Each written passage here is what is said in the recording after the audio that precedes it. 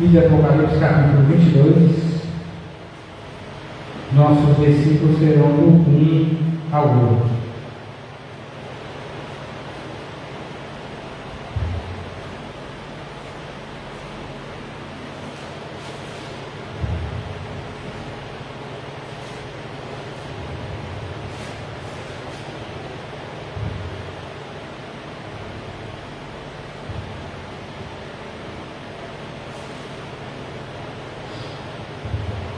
Livro de Apocalipse, capítulo 21, versículos do 1 ao 8. Repetir mais uma vez, livro de Apocalipse, capítulo 21, versículos do 1 ao 8. É a base que nós vamos nos manter para continuar a ouvir o Senhor falar ao nosso coração, agora através da exposição da mensagem. Obrigado. Pois bem, irmãos, contemplando este mundo sobre a ótica da palavra de Deus. Voltando a repetir, contemplando este mundo sobre a ótica da palavra de Deus. No abrir das cortinas, que é a história que esse mundo tem mostrado, a Bíblia faz parte desses acontecimentos. As Escrituras nos revelam tudo o que até então vem se cumprindo. Mas por que nós temos visto? Diante dessa janela atual que nos foi aberta, este momento contemporâneo, o que nós temos visibilizado? Isaías, num momento muito difícil, em meio a um ponto específico da nação de Israel, onde que não havia um monarca sentado no trono para governar a nação, o povo de Deus naquele período. Com a morte do rei Uzias, todos estavam preocupados com quem iria dar direção, continuidade ao povo que precisava de alguém para liderar. E foi nesse prisma, nesse momento bem tenso e duvidoso, que Isaías teve uma visão. Especificamente, se você confere, é bastante conhecido esse texto ali no seu livro, no capítulo 6 da nossa Bíblia, onde ele viu o Senhor assentado no alto e sublime trono. E foi em meio a esse momento tenebroso, desesperançoso, que ele viu a glória de Deus encher aquele lugar, encher aquele ambiente cheio de dúvidas e de desesperança, e quem sabe até de desilusão. É dentro desses momentos mais difíceis que a nossa vida tem, que nós vemos a glória de Deus se manifestar. Talvez temos vivido tempo de escuridão, tempos de trevas, mas a glória de Deus se manifesta em meio ao seu povo. Nossa vida, em qualquer situação, temos que enxergar sob o prisma, o foco das Escrituras. Não importa o momento que nós estamos vivendo, não importa a geração que fazemos parte, não importa qual é o nosso século, diante de situações como a que nós estamos tendo conexão agora, precisamos, irmãos, mais do que nunca, focar na palavra de Deus sobre tudo que as Escrituras dizem, porque a palavra ela é atual, ela fala especificamente a esse momento, que não só o globo está vivendo, todas as nações estão atravessando, mas também como a sua vida, diante de um mundo coletivo, dentro de um passo individual, que é o seu ser. João, ele viu a nova Jerusalém preparada para o povo de Deus. Isaías, o que ele viu foi Deus no governo da história, no controle da nação. O que ele percebeu é que ele estava em meio a um povo perdido e os seus lábios eram impuros. E Deus purificou aquela situação. Agora Deus radiou aquela história. E quando nós vemos o livro de Apocalipse, quem escreveu foi João, o apóstolo do amor dos seguidores de Jesus, o último a morrer, e assim como diz a tradição, morreu de morte natural. Ele conseguiu chegar até o final de sua vida aqui, mas não sem preocupações, não sem problemas, porque nesse momento aqui, quando essas palavras estavam sendo registradas para por fim chegar a nós, nesse tempo ele estava exilado, ele estava encarcerado na ilha de Patmos. Ele era mais um que estava sendo perseguido por causa do cristianismo que ele vivia. Ele estava como prisioneiro em meio às colônias de Roma. Havia quem estava governando e perseguindo os cristãos. Foi nesse momento nebuloso da história que João ele viu uma série de acontecimentos. Ele não só presenciou o que estava tendo alcance na sua época, mas como também ele enxergou pelo binóculo do futuro. Ele viu Jesus. Ele viu o Cristo ressurreto. Ele viu quem ele havia seguido até a sua morte na cruz do Calvário, depois do túmulo vazio, depois da sua ascensão aos céus. Ele viu Jesus ressurreto. Ele viu Jesus glorioso. Ele viu o Jesus Criador dos céus e da terra. E onde ele viu Jesus? Ele viu Jesus em meio à sua igreja. Foi na ilha de Patmos, exilado, quem sabe sozinho ali, dentro da ilustração do calabouço, João viu Jesus.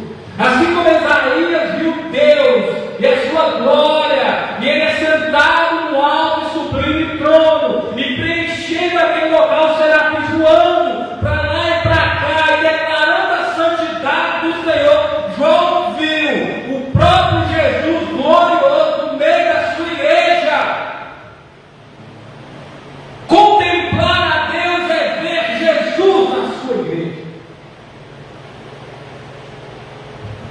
E nos 4 primeiros versículos, as Escrituras nos expõem o seguinte: um novo céu e uma nova terra. Então viu um novo céu e uma nova terra, porque o primeiro céu, a primeira terra já se foi, e o mar já não existe. Vi a cidade santa, a Nova Jerusalém, que descia do céu, da parte de Deus, enfeitada como uma noiva preparada para o seu noivo. E eu ouvi uma forte voz que vinha do trono e dizia: o tabernáculo de Deus está entre os homens, pois habitará com eles, eles serão o seu povo, e Deus mesmo estará com eles, e ele enxugará dos olhos todas as lágrimas, não haverá mais morte, nem pranto, nem dor, nem lamento, porque as primeiras coisas já passaram. Isso é tremendo.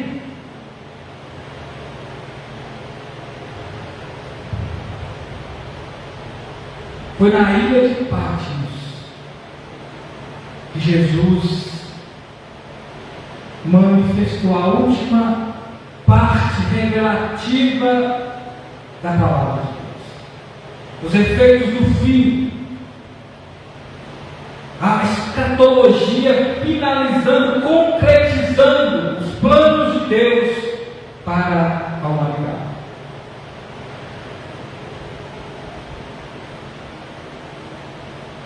Jesus, Ele está no meio da sua igreja.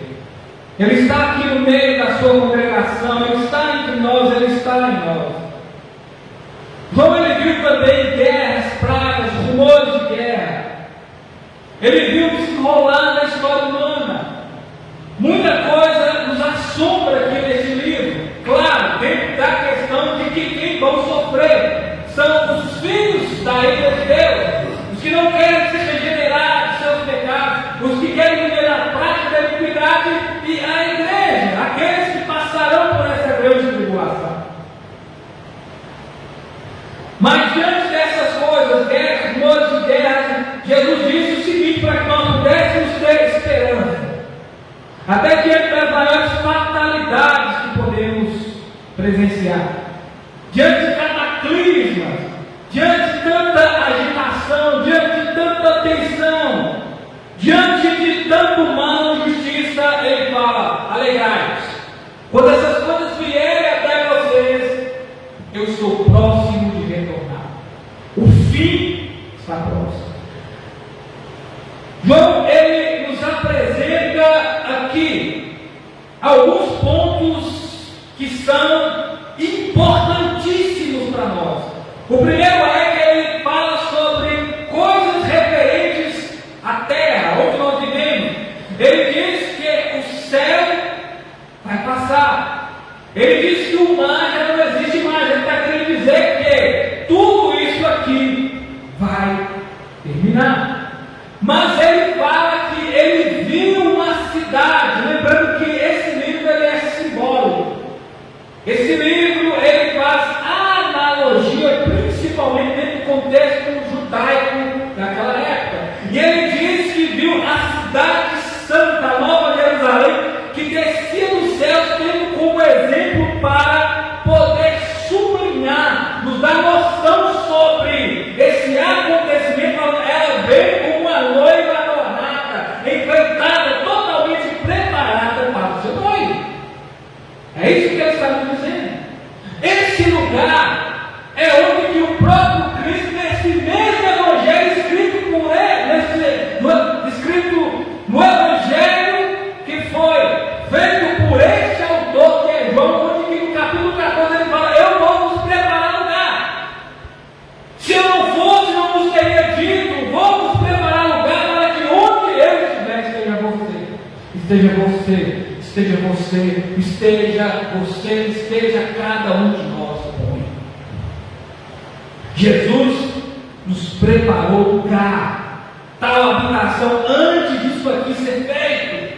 De antemão, Jesus já tem um lugar especial para os salvos. Essa é a Nova Jerusalém, a cidade santa.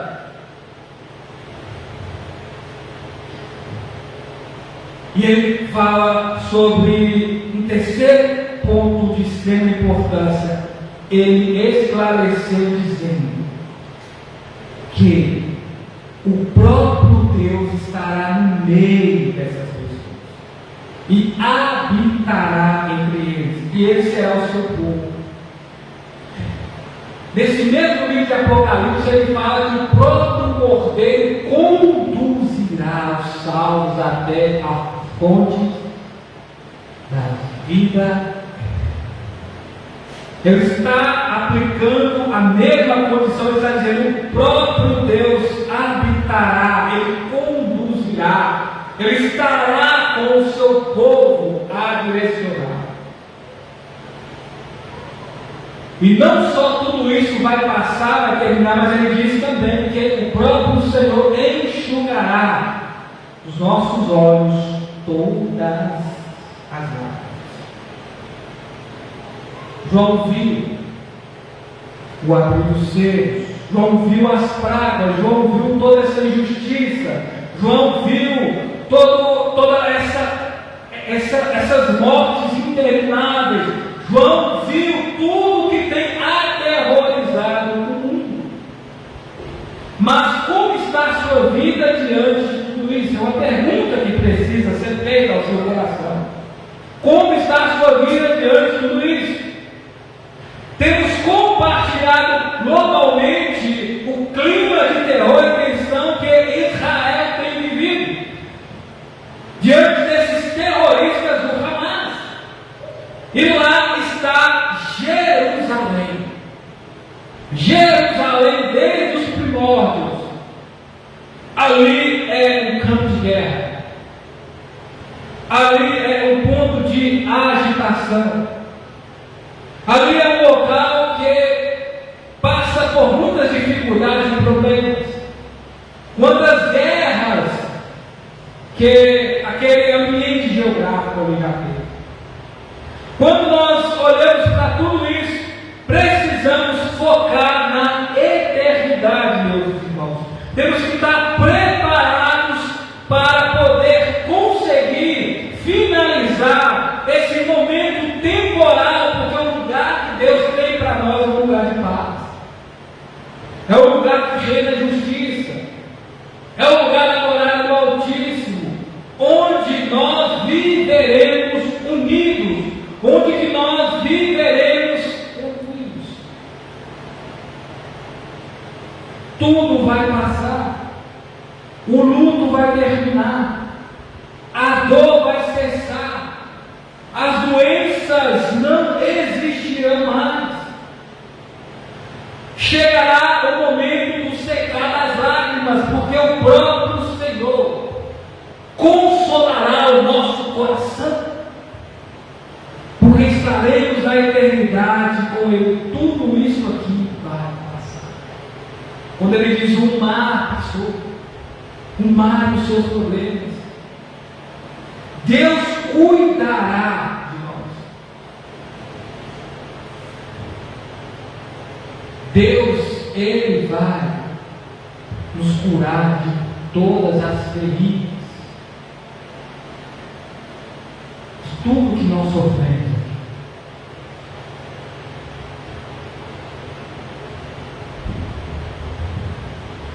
Estaremos com Ele na eternidade. Quem sabe você está pensando assim, mas pastor Luiz, eu estou enfrentando esse problema. Pastor Luiz, eu não vejo esperança para resolver essa minha situação. Eu não sei como eu faço para acabar com essa crise. Você está falando do futuro, mas é agora. Eu sei do passado. Eu sei do que Deus ele fez, do que Deus providenciou nos tempos antigos. Na época onde que as escrituras estavam acontecendo em tempo real, com o momento que essas pessoas estavam vivendo. Mas e o meu tempo agora? E agora? Como que eu me encontro? Qual é a minha condição, a minha situação agora? Deus não só vai te consolar, como Ele já tem feito. Ele nos consola através do seu Espírito. É o que Paulo fala sobre a verdadeira profecia. Ela corrige, ela exorta e ela consola. E o nosso consolo vem do Espírito, a alegria até diante de tempos difíceis que atravessamos. Quando nós olhamos para esse quadro de guerra, de pessoas lamentando, de pessoas chorando, de pessoas perdendo seus entes queridos, quando nós percebemos essa situação, nós lembramos da ótica das Escrituras e vemos pelo prisma da palavra de Deus, há consolo até no luto, há alegria até na tristeza. É uma das bem-aventuranças de Jesus. Bem-aventurados que choram, porque serão consolados. Deus tem te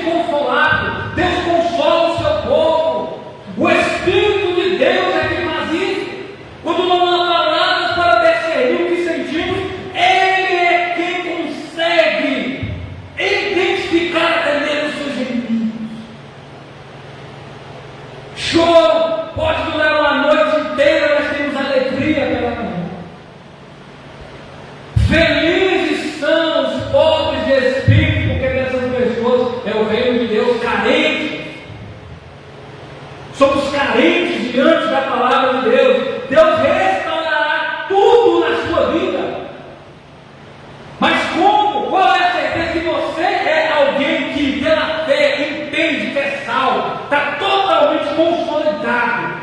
Você tem fé, você acredita que se Jesus não voltar e você fechar os seus olhos agora, você está salvo, redimido. Você que crê nisso, você sofrerá. Você terá restauração total. É o que a palavra aqui está dizendo. Não só nós, mas o ambiente que estaremos. Vale a pena continuar a olhar para Deus, não para a situação. Vale a pena continuar tendo algo que é Deus. Vale a pena viver pelos olhos da fé. João, ele viu o que Deus fará. João viu que Deus fará nova todas as coisas. Se Ele vai restaurar tudo e todos, isto é, os salvos, regenerados, João, ele contemplou nova todas as coisas. E o texto continua dizendo, e nos apresentando o seguinte, nos versículos 5 e 6. O que estava sentado sobre o trono disse: eu faço nova todas as coisas. E acrescentou: escreve, pois essas palavras são fiéis e verdadeiras. Disse-me ainda: está cumprindo, eu sou o alfa, o o princípio e o fim. A quem tiver sede, darei de beber de graça da fonte da água da vida. Alguém está comunicando com o irmão. Alguém está falando para ele: escreve. Era um emissário, porta-voz diretamente do Senhor. Relata isso, registra. E é o que está acontecendo. Já nesse segundo momento do texto, é percebido por João que ele viu alguém que estava realizando, reconstruindo, refazendo, reformando, transformando, fazendo novas todas as coisas. E essa pessoa disse para ele: escreve essas palavras porque elas são fiéis e verdadeiras. E esse mesmo diz: está se cumprindo. É comum, às vezes a gente está atualizando as informações, conversando com alguém, colocando o papo em dia, é isso que está acontecendo. Você viu aquilo, a nova notícia é isso. Nossa, viu o que aconteceu, não sei o que, não sei o que. E aí, o que é normal dentro desse mundo conecta em geral com a palavra de Deus, alguém dizer: o fim está chegando. O que mais? A palavra de Deus está se cumprindo. Ou é profecia. Alguns até dizem: o Apocalipse tem mostrado quem de fato ele está se cumprindo. Vem se cumprindo tudo aquilo que a palavra de Deus diz. E ele diz: eu sou o alfa e o ômega, o princípio e o fim.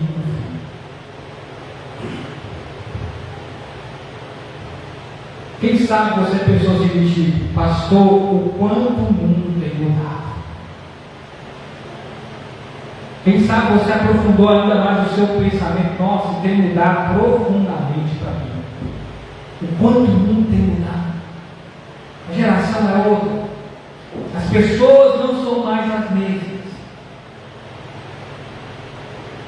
Mas eu te digo o seguinte: Jesus é o mesmo ontem, hoje e será eternamente. Ele não sofre sombra de alteração. Ele é imutável. A sua palavra não muda. O Senhor Jesus está no trono, como a sua presença está aqui na sua igreja. Quando ele vê alguém assentado sobre o trono, é a mesma visão de alguém que está no controle da história. É aquele que se manifesta hoje em meio ao seu povo, à sua igreja. Essas palavras são fiéis e verdadeiras. Por quê? Não são as minhas palavras que são consideráveis aqui nessa noite, mas sim tudo vem se cumprindo. Mesmo nesse vale escuro, tenebroso, tomado pela sombra da morte, o Senhor tem nos guiado até em tempos difíceis. O seu Espírito nos conduz, Ele guia o nosso coração e a sua palavra ilumina os nossos passos. O próprio Jesus diz: todo aquele que me segue não andará em trevas, mas terá a luz da vida. Nós não estamos perdidos nas trevas desse mundo corrompido, porque a luz da palavra da vida tem efetuado. Como eu disse, o mundo tem mudado, tudo tem sido transformado aqui, mas Jesus é o mesmo, Deus não muda. O Cordeiro continua a guiar o seu povo nesse tempo. Deus continua no trono. Ele está no controle do tempo. E é Ele quem conduz a sua vida. Você que tem acreditado nele. Ele está no governo dos seus filhos. Ele que não só está no topo da sua igreja, mas também é quem dita as regras de tais acontecimentos. Ou é permissão dele, ou é vontade dele. A sua dívida, ela foi paga na cruz do Calvário, de graça. Então hoje, você pode saciar todo o seu ser nas fontes das águas da vida. O Cordeiro mesmo é quem tem te guiado.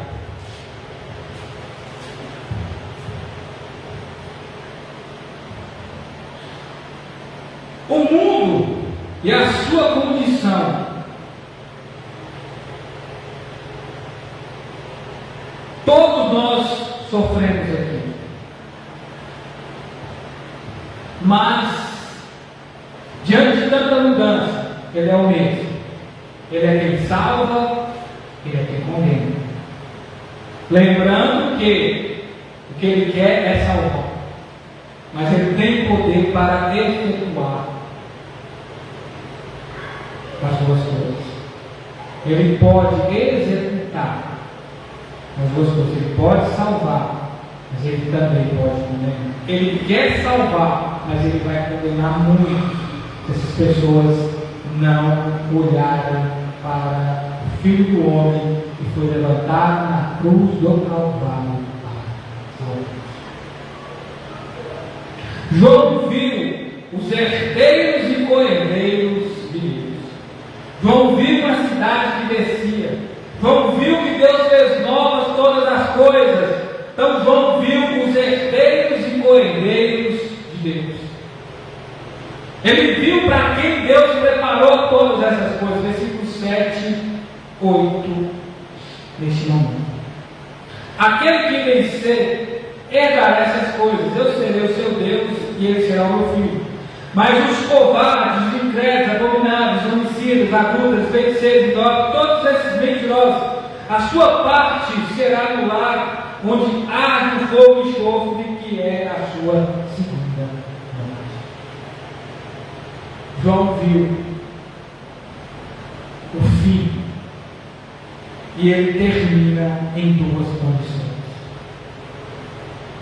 Aqueles que triunfarão e aqueles que serão reprovados.